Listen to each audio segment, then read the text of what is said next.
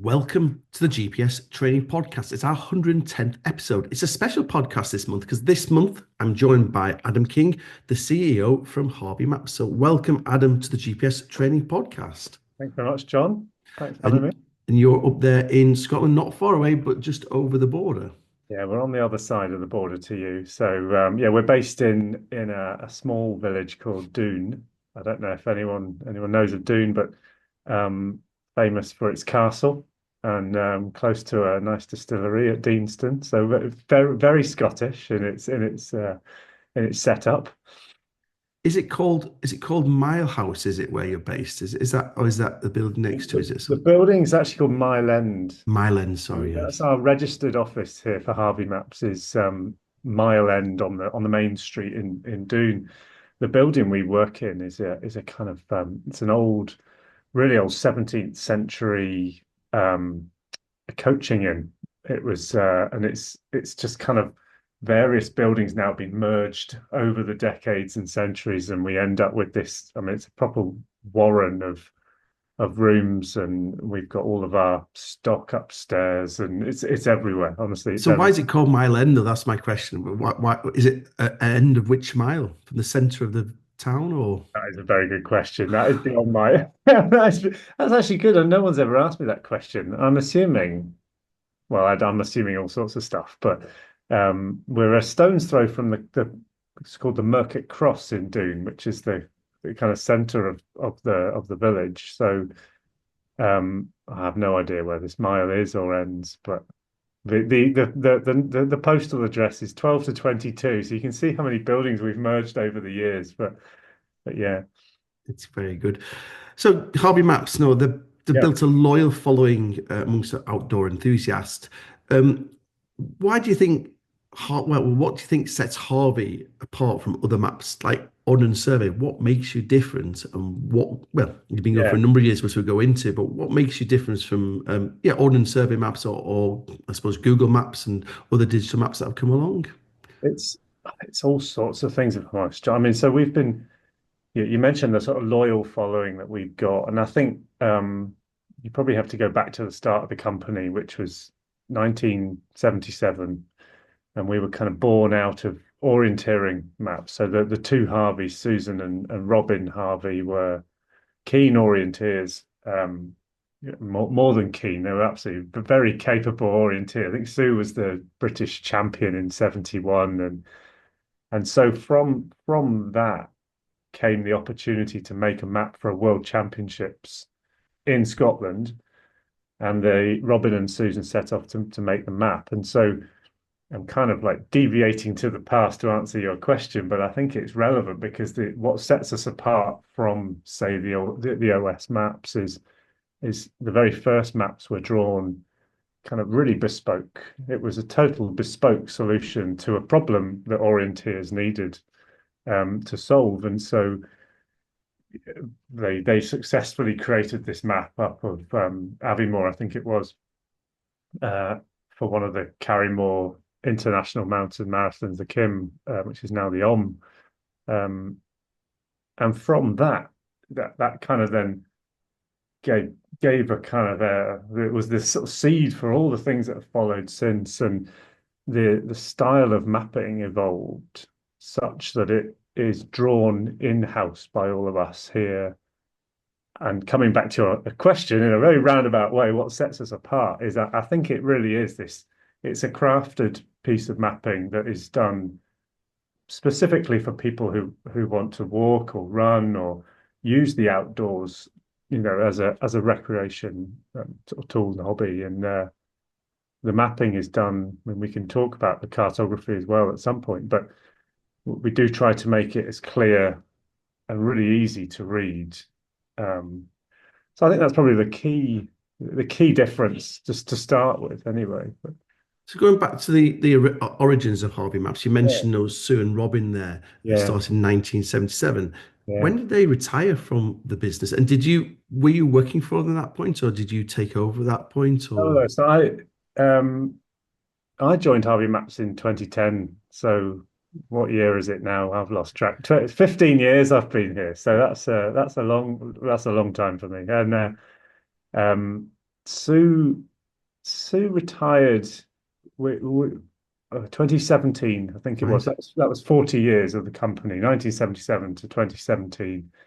And at that point, Sue and Robin turned the company into an employee-owned company, which it's been really good, for us. We're not a big firm in numbers by any sense. There's only a dozen of us, so it keeps the business in Scotland, keeps us in the community, and it means that the staff have a real say in kind of how the company's run. So in 2017, Sue stepped down as CEO. Um, oh, no, that's not true. That's not true. Robin stepped down in 2017. Sue was 2017 for 3 years to 2020, which is when I Right. I took over from Susan.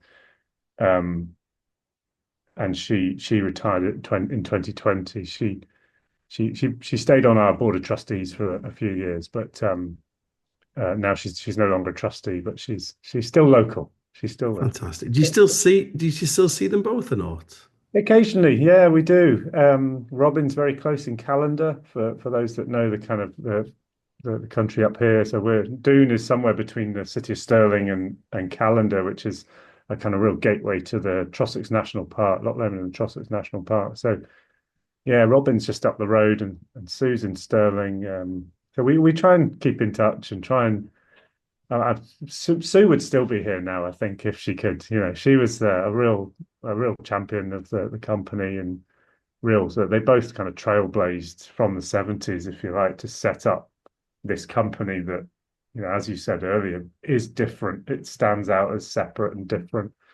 Um, and as a group now, all we can do is try and carry that on and try and improve it and grow that kind of community and fan base. But yeah, but it's a real kind of family feel at times. But It was an amazing vision, really, wasn't it? Actually, when you start attending those events and things, what you're using is not fit for purpose, or you could do a better job and start creating maps. So, like, what a drive that must have been when pretty when she kind was of, already competing at the highest of levels, as you rightly said. I mean, it's a pretty mad thing to try and do, I think, because I grew up in the Cotswolds, and the OS map was the one I was given. That was the one all I knew was the OS mapping. So to even consider that nearly 50 years ago, two people decided let's let's invest thousands of pounds and hundreds of hours and create something that is different. And we get asked this question all the time. So we get asked a couple of questions. One you mentioned at the start, what makes you different to the OS? And you get other questions. So, well, why do you even bother? Like the OS have done it already. This is a key question we get asked hundreds of times, and people mean well with it. They're trying to understand the process that we put ourselves through. And all we can say is, we do it because we believe it produces a really good result for you to go off and have your walk or your climb or your run or whatever. But yeah, I mean, looking back at the kind of the business plan must have been quite quite interesting. Yeah, I'm not going to tell you what I think. We spoke a little while ago, but I Yeah, think your niche to me is um, as well as super walkers, the long distance trails. I think the long distance trails is we have a walking business as a walking holiday business, and we give our customers Harvey Maps. Straightforward as that. At the Walking Hadrian's Wall Trail, why give them 4 or 5 ordnance survey maps when we can give them one purpose-built map? You can see behind me. To the spine race the last couple of years. yeah, very I good. carry 2 maps. If I did that with ordnance survey, somebody's obsessed with weight. Would I want to carry and people can't see because the podcast and all like, what, 6 inches of ordnance survey maps or 2 slim waterproof maps in my rucksack? And for me, that's the USP, as well as the Super Walker range, which we discussed before the podcast. The unique thing I think Yeah. I see there is you show footpaths on the ground or not on the ground, where ordnance survey map just shows everything, and you can't see which ones are trod, which especially where we are in the northeast of England and Northumberland, it's a big difference. It's very different than walking in the Lake District or the South Downs or other places like that. I mean, there's a lot of stuff in that, and I think that the trail maps are definitely one of our strong points. We've developed those over. They kind of didn't come initially. They have been born out of the mapping that we've created over the years. But they're brilliant. I mean, and we do try. So we've just released the Cambrian Way, which for those that don't know is the spine of Wales, and to have that whole route across all those lovely mountains in Snowdonia and the Brecon Beacons, and to have them on just two maps that weigh about 100 grams in total is a real lifesaver. And when I met you at the Outdoor Expo, either side of meeting yourself, John, and hundreds of people came up and said, "Oh, wow, these are just so light and they're durable and tear-proof and all this kind of and waterproof is the key one." So that definitely is something that we Yeah. do really well with. I think the unique in that way. I'm Yeah, out walking this evening, and I have a big kit bag with all my kit, and I pull out whichever rucksack I'm going to use and whichever. And in there is my Harvey maps from the trails that I do. Do you know, I've got one ordnance survey map, which is my local ordnance survey map, but in there is my Harvey maps from the Pennine Way or St yeah, Cuthbert's Way, because actually that's what I'm often go out and do. So it's interesting that for me, it's that, it's always there. I'm going to take you back to, you say you came from the Cotswolds. So what yeah. brought you up to Scotland into this rural Oh village in God, the middle of nowhere then? Because that's how a bit long of have you a got? culture shock, I suspect. How long have you got?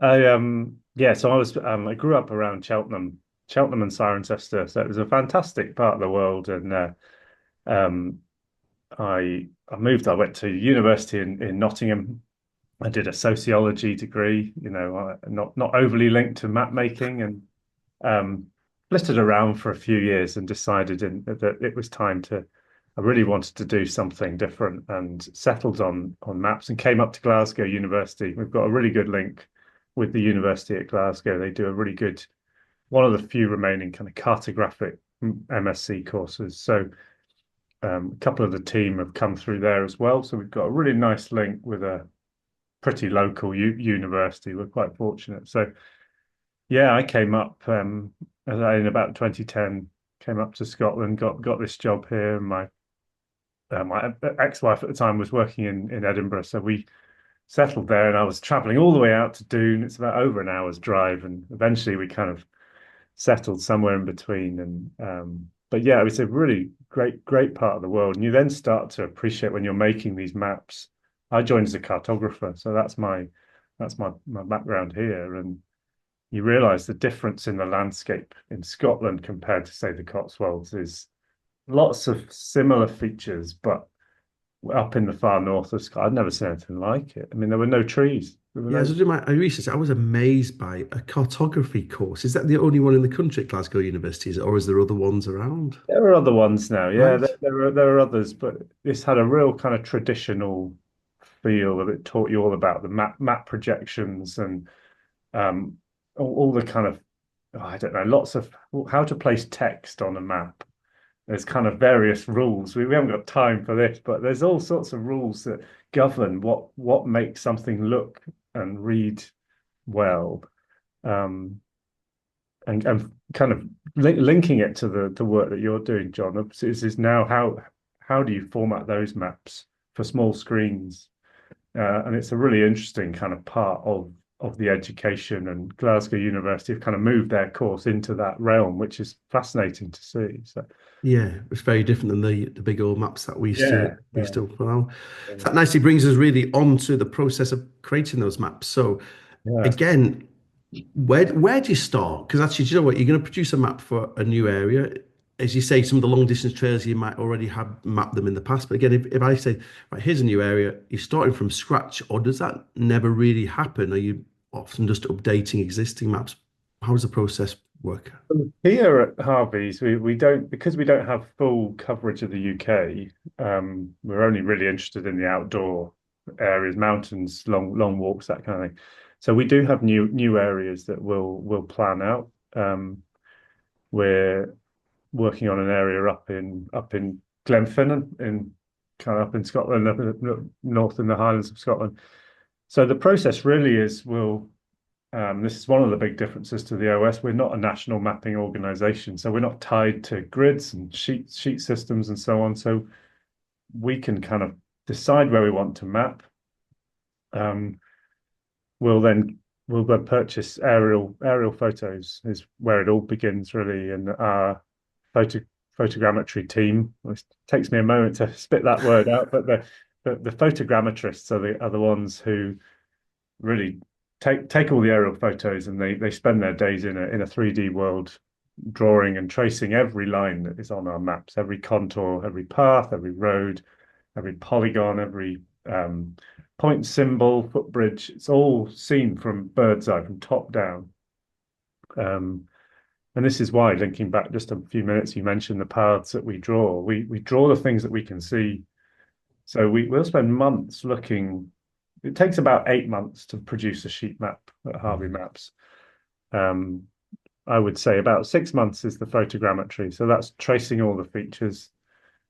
The data gets handed to the cartographers. So that was my part.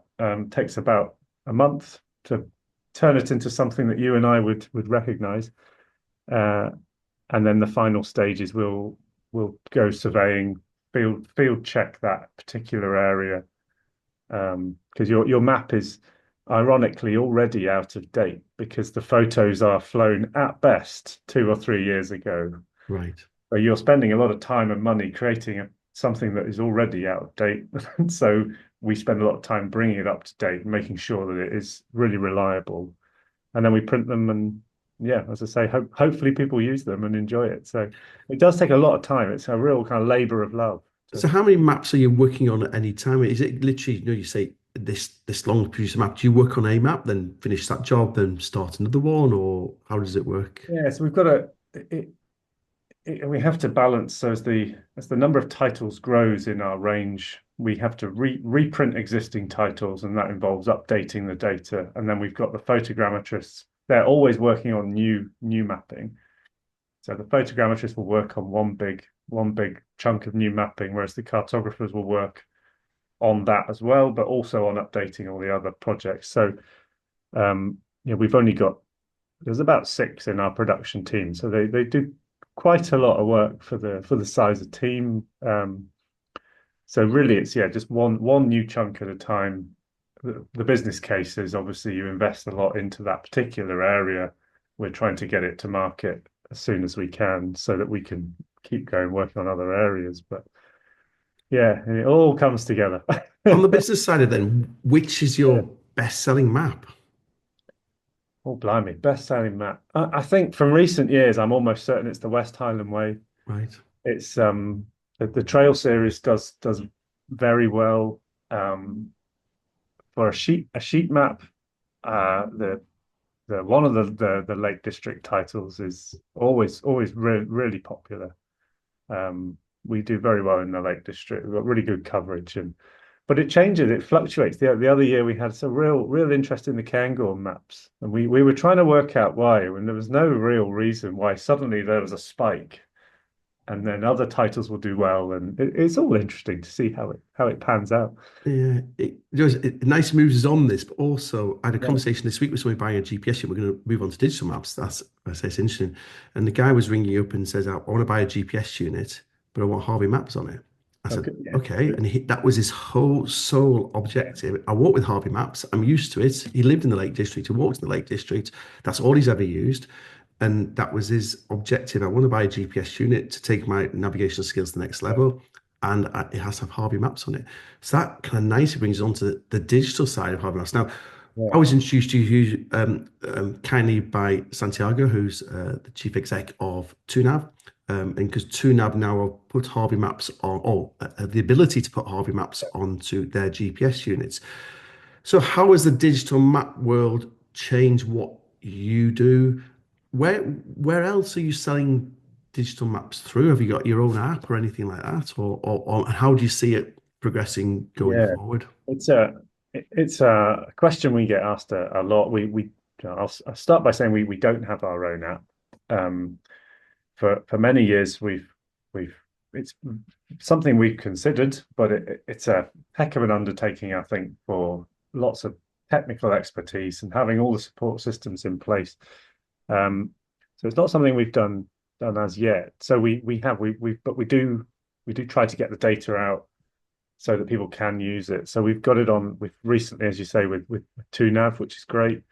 Um, we work on a platform called Harvey Maps, so we can kind of control that ourselves in house. What we put up is good, and then there are subscription platforms, Hiker and Outdoor Active are the current ones. So the mapping's available, which is really good for us because people like the chap you were speaking to wants his Harvey map. So we can at least offer them something. Things have changed. I go back to when I was a kid in the Cotswolds. We didn't have any devices. It was, No. it was nothing. I mean, you had your paper map. You had to know how to use your compass, put it in your bag, take it with you. It's obviously changed now in the way, we will promote a use of a paper map alongside a GPS unit or a smartphone. They have different advantages and disadvantages.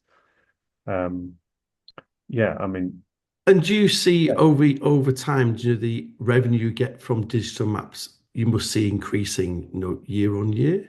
it does increase year on year. So it's yeah, and it's a hard one for us because we don't have our own platform. Yeah. So it's hard to monitor it, and it's hard for us to invest too much marketing when we're on several platforms because for obvious reasons you can't. It's not favoritism or anything. We're just glad to have the mapping out there. The revenue has gone up, but the printed map sales have also gone up. So, or certainly stayed the same. That they've not dipped in the same way. You expect one to go up and one to come down. It hasn't worked like that, and we've always likened it to kind of the when the Kindle came along and the printed the paperback was thought to suffer, but they seem to run very much in tandem, and I think that's where we're at the moment with the digital stuff and the printed stuff. I think with Um, the printed stuff, I think if any listener's not seen a hobby map, no, why you yeah, listen to the podcast, just Google it and look at it because it yeah, is different. There's no two ways about it. It's compact, it's lightweight in your rucksack, it's waterproof. And I think that's your USP's unique selling points, isn't it? When I saw you at the Outdoor Expo, you've got a fish tank there with a blooming pump it is. pumping over the top of your maps. We Now, do. actually, the equivalent map, and I'm not really critically, the equivalent map from Ordnance Survey that's currently waterproof in that thing is well, I'm going to say 10 times the weight, is the most bulkiest thing ever. It's literally a laminated paper map. Yeah, And that way, I think that's where you stand out because actually, that's why I say if I'm doing a long distance trail, I take my hobby around me, even though I'm using my GPS unit, because actually it's so compact, it's so lightweight, it's not there, but it's there if something goes wrong compared to, and when you're walking that long distance trail, it's with you. So I think that's your USP is that it's so lightweight. It's not competing with your digital map where I yeah. think OS is because actually to carry all those maps is such a bulky um, task when you're walking a long distance trail or exploring an area with yourself. It's not that case, is it? It's a key USP of ours is the fact that you don't even need the map case that often comes with a traditional paper map. You just fold it to the bit you want, put in your pocket. If you don't need it because your watch or your phone is guiding you, that's absolutely fine. But there will be a time when you do need it, and we hear all these stories about people getting into trouble because they've only got one or the other, or and this is where we've learned as well is only having a printed map is great if you can use it, but if you can't, one of your GPS devices that shows you the blue dot that says, "Oh, actually, you're 500 meters away from where you should be," is so invaluable. So that the two are going hand in hand now. But yeah, and the challenge for us is kind of how to excuse I was going to say to navigate that, but it's a bit too close to the pun. But yeah, it is for Harvey's to how to kind of keep our maps relevant in that digital world. Uh, I think the thing is, no, yeah, it's something I've learned since I've been doing this podcast. I've been to a lot of people is it's redundancy in your navigation experience. So actually, do you know what? A GPS unit is my first port of call yeah, as navigation. But actually, we need redundancy. For the cheapest and the easiest to use is a map. Actually, yeah, so actually, a map in your rucksack is redundancy number one. An app Yeah, on your phone might be another redundancy, et cetera, et cetera. It's building that redundancy in. So if something goes wrong, you lose your GPS unit, you put it yeah, down, you forget about it. Something happens. All right, I've got my Harvey map there, which covers the whole of the trail I'm doing, and actually it costs not a lot of money, and therefore it's now saved my holiday or my walking experience. And that's the key thing I've learned because you kind of think, oh, well, this is better than this. Actually, no, they work together. Now, all these navigational tools help us as a walker or runner or whatever you're doing. And the Harvey Map is a really quite a cheap redundancy if your main navigation is a GPS unit. yeah. We've always talked about trying to get people to think of a map as just a key piece of safety equipment. Actually, it is, and as you say, it's cheap, really inexpensive. People will spend £200 on a pair of boots to get them up the mountain or whatever, and £200 on their GPS unit, and if but maybe not the £15 on the printed map. Whereas that is the thing you can just shove in the bag, and if you don't need it, that's great. And some people prefer to use it. That's also worth considering. You can spread them out and have a look and plan and navigate over longer distances, maybe. But it's just a different way. I'm not overly used to. I'm still paper navigation, but I have been trying all these different apps, and I've been trying to kind of get to grips, and I can definitely see how they blend together, and why one is no more important than the other. Actually, they're part of the bigger kit. I think the bigger toolkit. Uh, yeah, So, now moving on to Ireland. So Ireland is somewhere yeah, where we lack a lot with maps for GPS users. So for whatever reason, Ordnance Survey don't release the maps for Northern Ireland in a digital form anymore. And then the Republic of Ireland or Southern Ireland, a lot of walkers have just been using open source mapping. right. Key thing is, no, you produce Harvey maps for all of Northern Ireland. I think they're 150,000. Do you produce all of Northern Ireland or just areas? Is it? We've got some coverage in the Republic and Yeah. one sheet in Northern Ireland. So we don't have too much coverage, but we've got the Mourne Mountains in Northern Ireland, which is a really nice piece of mapping. I mean, just to look at that sheet makes you want to kind of walk up those mountains. And then, yeah, in the southern part of Ireland, we've got I think five titles. So it's a small list, but you're absolutely right when you say the coverage over there is different, and that's part of the reason why I think going back a few years, Sue and Robin decided to kind of try and create some mapping of key areas like Connemara and Wicklow and so on. And we've been kind of picking that up recently. And maybe 2 years ago, we released a map of the whole of the Dingle Peninsula, which we got it cartographically. It was a challenge. It's a long peninsula, and we got it onto one printed sheet, which Wow. it was quite a feat. I appreciate, but it's on a digital app. It has less emphasis because you can just scroll and you miss the kind of layout of it. But yeah, we've got some. I think we do plan to do maybe a couple more areas in time. But Fantastic.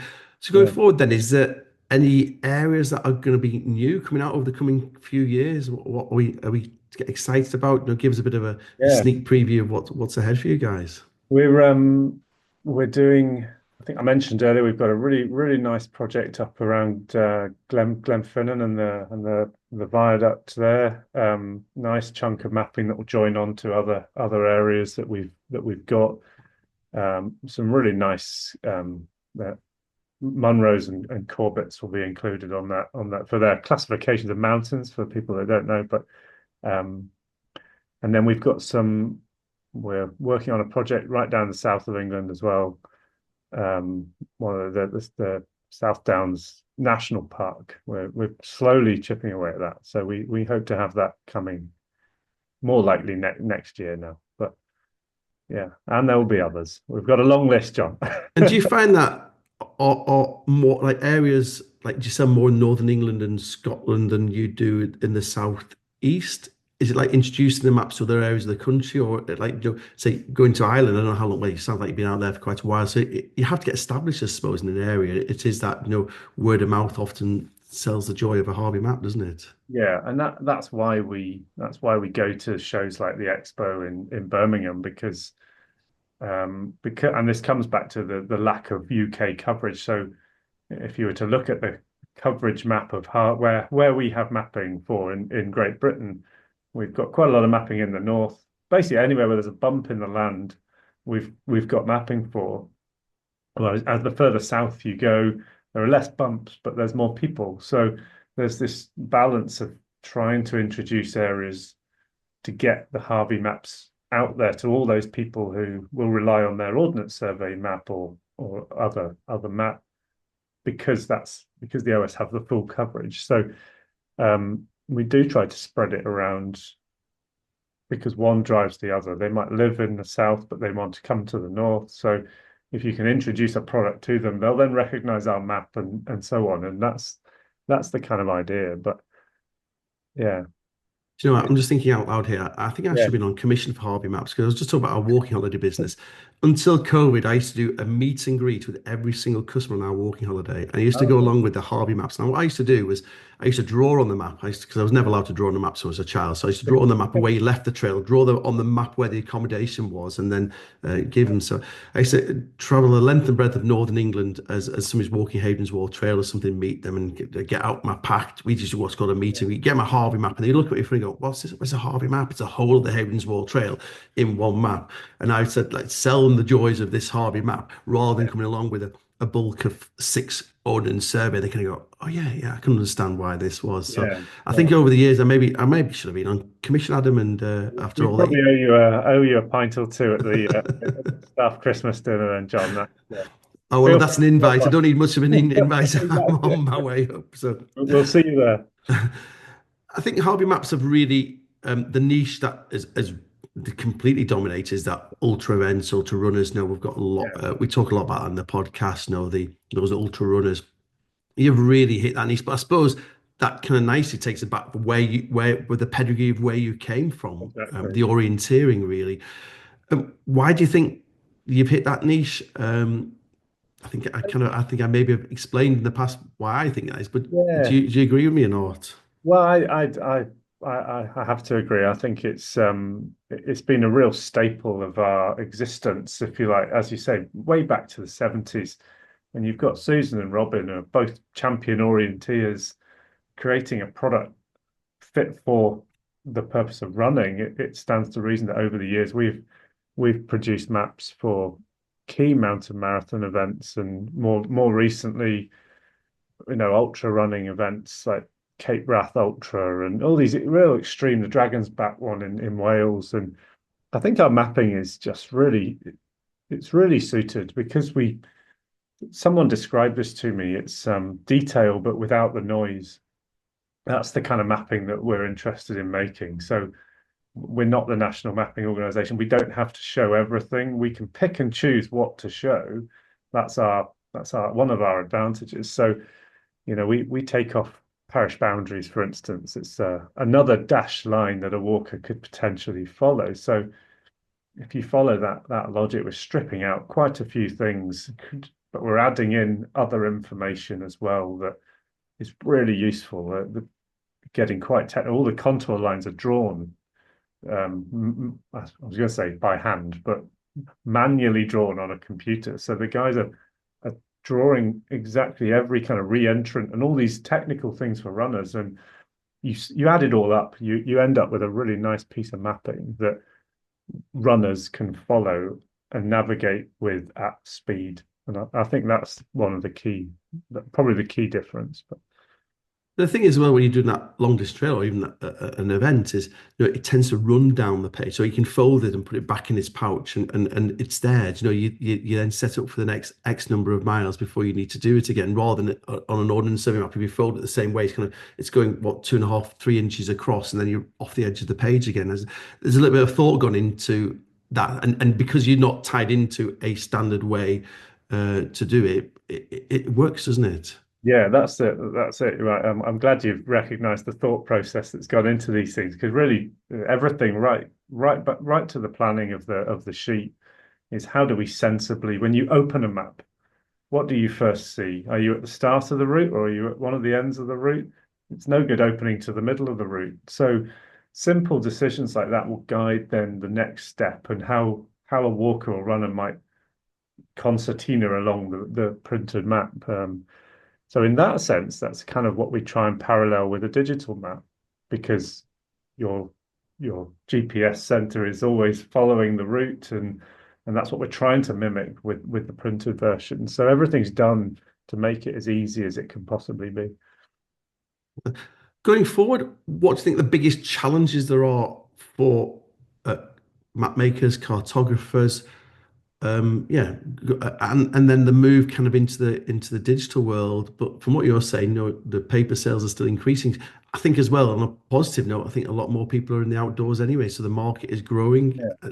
and I suppose it's spreading the word to those people. But what are the biggest challenges that you perceive I think going forward? there's a few key challenges, and I think um, there's key challenges for Harvey Maps. Certainly, I think we touched on it before. Is blending the new technology in with the workflows that we've got here. So that's very much an in-house challenge and one that we're actively trying to kind of work on and future-proof that business in that sense. But I think that the other kind of wider challenges regarding mapping itself are the fact that I think a lot of people, because of say Google Maps, open open source mapping, open street mapping, and there is a kind of expectation that mapping appears out of good mapping can appear out of nowhere, and I think we're constantly trying to kind of revisit that line of well, it comes to education, so you shouldn't navigate with a Google map, and to some extent, open source mapping is better, but they don't have reliable checks in place to make sure it's all validated. So the OS and Harveys and so on will have these in-house checks to produce reliable mapping. And I think that's just one of the wider challenges that cartographers face in the future. I think is kind of how to stem that tide of we want that map for free, or as I hear that quite a lot actually. Do people buy maps like they're just on our phone for free, and I think therefore, that's it. Is that people in the know, people like yourself, people that a lot of people that follow us will know that a good map you come doesn't just appear, but it's that wider education of people that go maybe beyond those that are interested in walking or hiking or running. They're maybe new to the community. We want to engage and encourage them. We want them to understand what the process is. So um, I think that was just a continuation of that, I think, is yeah, and I all. think as well, no, going back to paper maps is no, Yeah. it is that overview, is is that if you are walking a long distance trail, you open up the map, you see your journey for the next week or two ahead of yourself. It is there's something quite humbling about that. There's something which you still don't get on a screen, whatever map type you're looking at, isn't it? Yeah. I mean that's it. That's pretty much as I got into maps as a kid. I remember opening the map for the first time and thinking, there's it's telling me all this information, and once you understood that just every grid square was a kilometer, you could kind of then translate that into distance and journey and how much can I do in a day. And I think that is still it's a kind of slightly magical thing that people get involved in, and they open it up and see these kind of works of art. So yeah, it's great when people come and talk to us about their experiences with our maps. It's quite It's interesting going back to the outdoor yeah. expo that I saw you back at the Birmingham NC. When you're meeting those people who I'm assuming are outdoor enthusiasts, that people go to that show. That what percentage of people have heard of Harvey? So quite a lot now, which is really quite warming. So when Sue was here, she used to go to these kind of shows, and she'd say, 20 odd years ago, people have never heard of Harvey Maps, especially in Birmingham where that show is. people have just not heard of Harvey Maps, but they're interested. Now the message has changed very much to I've heard of Harvey Maps. Tell me why I should use it. Um, and then you'll get people bouncing over to you saying, absolutely love your maps, keep going, don't stop. So, but it's definitely shifted now. And I think that is increased marketing, just passage of time, just more people getting outdoors, as you say, and having a go with new technologies. And the maps are perhaps more accessible now than ever. So yeah, hopefully people have heard of us. And It's quite interesting. It's I'm going to say I hate the word educate, but it's not educate. It's informing the customer what options there are out there, isn't it? Because actually, yeah, going back to that younger person who's using open street mapping or Google Maps, I had a conversation with somebody yesterday. I want to say actually, I'm not going to be honest, from Ordnance Survey. It was a conversation with someone from Ordnance Survey yesterday, and they were saying about how they're trying to attract younger people. And I said, actually, I meet a lot of young people out in the countryside. Actually, I don't think there's a lack of young people out there. yeah, yeah, Um, I do a lot of strange walks at strange times, and I'm walking along Havens Wall at 8 o'clock on a Sunday morning or 7:30, and I meet a group of youngsters out there, who are a different culture than the way I was brought up. Maybe like yourself at university. I would on a Sunday morning at that time, I would have been in my dorms in university with a hangover. I would not have been out walking on Havens Wall. yeah, But those people are, they're choosing fitness, choosing exercise, yeah, using the outdoors as an outdoor activity. But my question is, are those people carrying a map? Actually, they're often not. yeah, How are they navigating? Actually, often they don't know I'm gonna say the rules of navigation. What rights of yeah, way are. They're out enjoying themselves, getting their Instagram shots. I'm not against that. I think that's fantastic because they're showcasing. They're trying to get that picture at a certain location, and that's superb.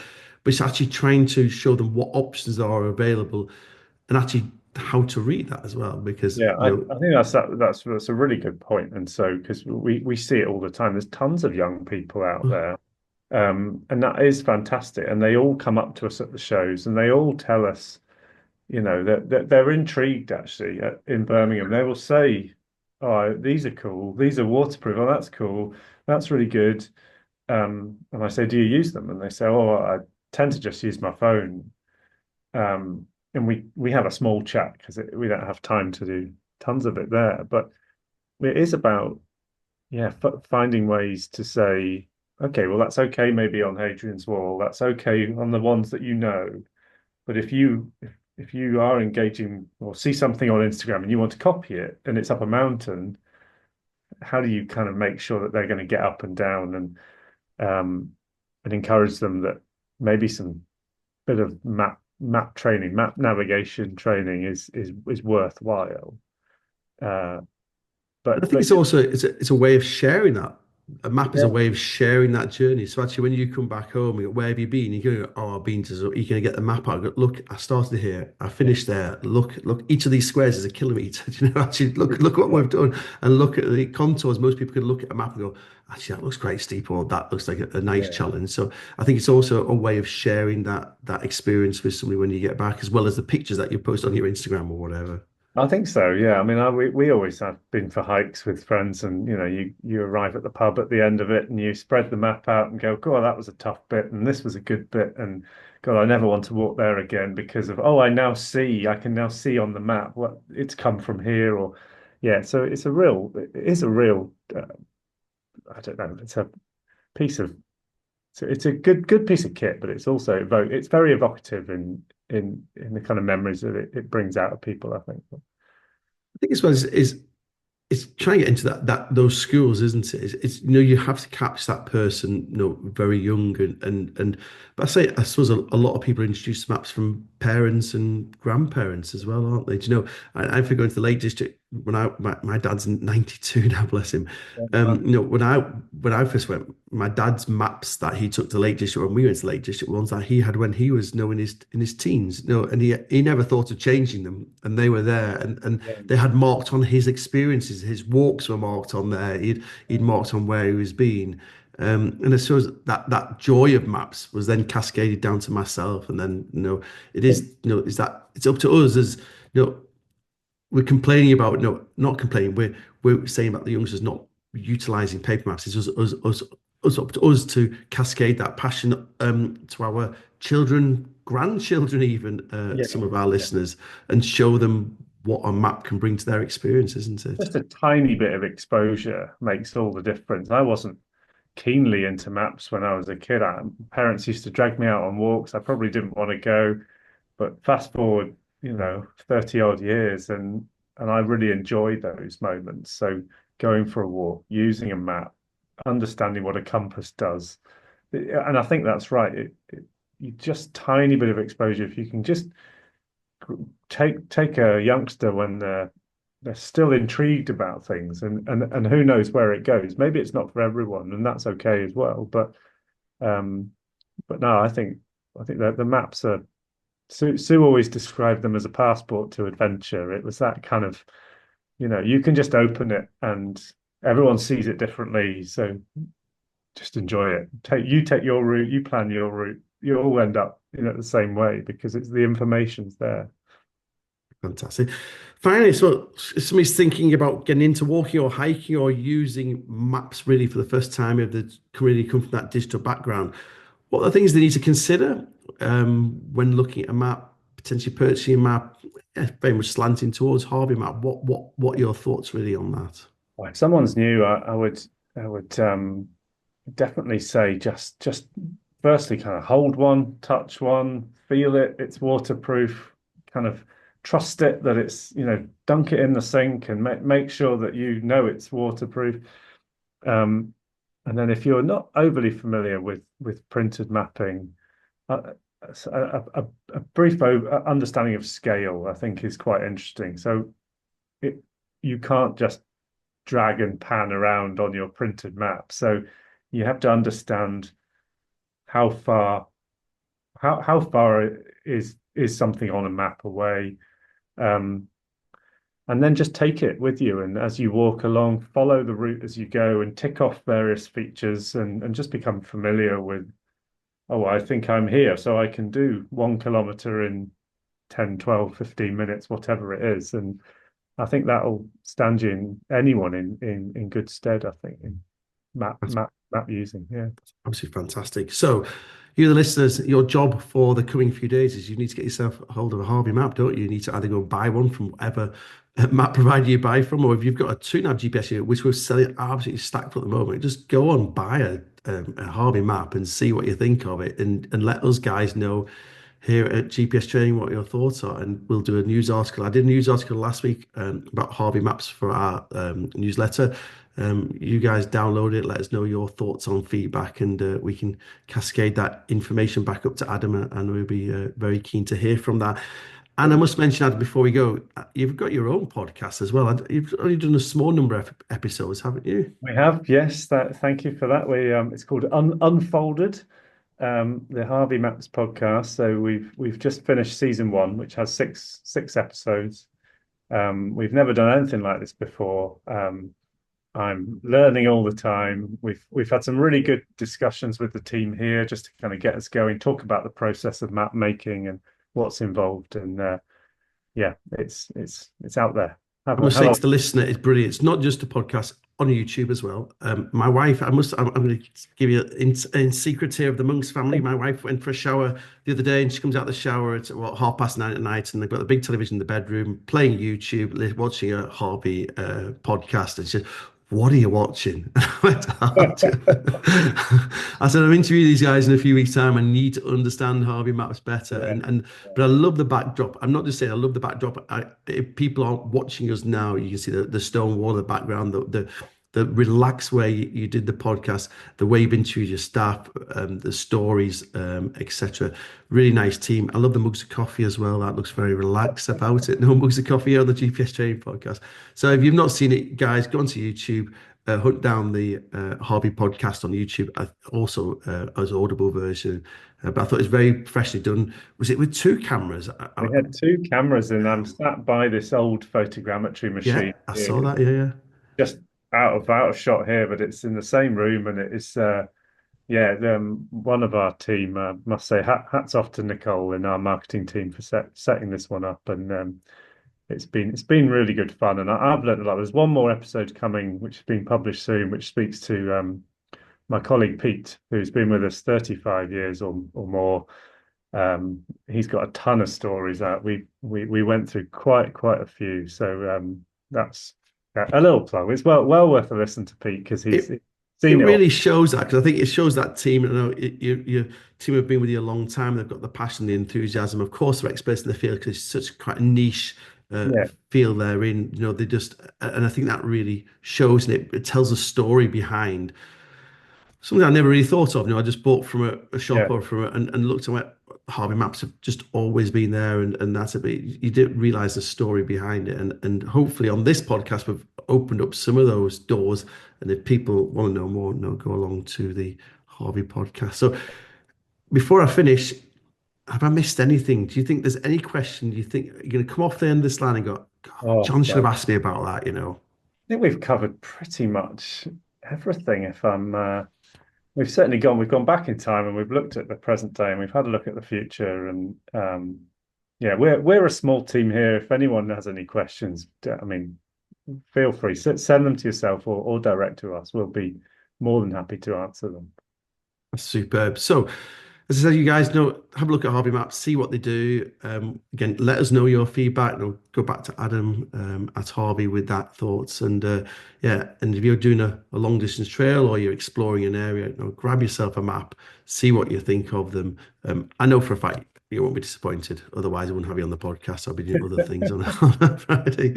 And yeah, as always, so much thanks, Adam, for joining me. I know you've had a very busy diary, and it was quite hard to pencil you in. Oh, it's been a pleasure, John. Yeah, thanks for having me. It's really good. Really Yeah, good. and again, going forward, if we can help each other going forward, please don't hesitate to get in touch. And as always, to you, the listener, thanks for listening to the latest edition of the GPS Training Podcast. If you have any thoughts or feedback, please don't hesitate to get in touch.